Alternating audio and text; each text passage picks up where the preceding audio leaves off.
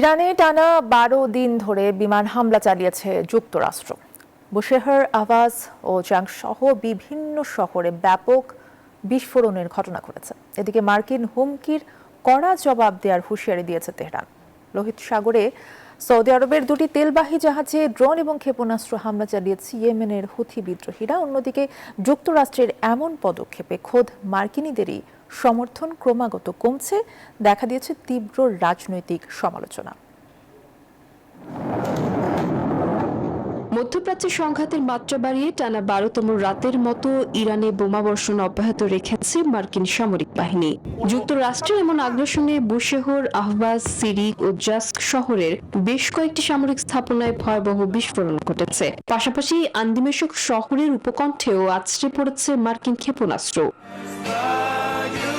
Hormuz প্রণালীতে জাহাজে হামলা হলে ইরানের গুরুত্বপূর্ণ সেতু বা বিদ্যুৎ কেন্দ্রে বোমা বর্ষণের হুমকি দিয়েছিলেন মার্কিন প্রেসিডেন্ট ডোনাল্ড ট্রাম্প। এর কড়া প্রতিক্রিয়ায় ইরানি পররাষ্ট্রমন্ত্রী আব্বাস আরাকচি সাফ জানিয়ে দিয়েছেন, সব মশার বিরুদ্ধে সুরক্ষা দিতে এলো বসুন্ধরা এক্সট্রিম অ্যারোসল, মশার বিরুদ্ধে এক্সট্রিম সুরক্ষা। তেহরানের বর্তমান প্রতিরক্ষা নীতি হলো চোখের বদলে চোখ। উত্তাপ ছড়িয়েছে লোহিত সাগরেও। সৌদি আরবের উপর সামুদ্রিক নিষেধাজ্ঞা জারির পরপরই দেশটিকে নিশানা করেছে ইয়েমেনের হুথি বিদ্রোহীরা। এরই ধারাবাহিকতায় এনসেলিয়া ও লাইলা নামের দুটি সৌদি তেলবাহী জাহাজে ড্রোন ও ক্ষেপণাস্ত্র হামলা চালিয়েছে তারা।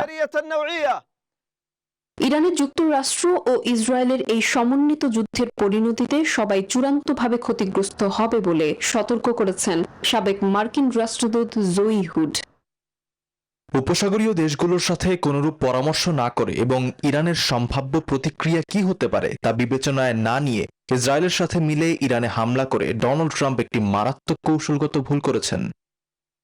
এদিকে নিজ দেশের যুদ্ধনীতির চরম বিরোধিতার মুখে পড়েছে ট্রাম্প প্রশাসন। জীবনযাত্রার ব্যয় ও জ্বালানির দাম ঊর্ধ্বমুখী হয় যুদ্ধের পক্ষে বর্তমানে সমর্থন রয়েছে মাত্র ৩০% মার্কিনীর। তারপরও যুদ্ধ খাতে কংগ্রেসের বাড়তি $৭৩ বিলিয়ন অনুমোদন আরও জটিল করে তুলেছে পরিস্থিতি।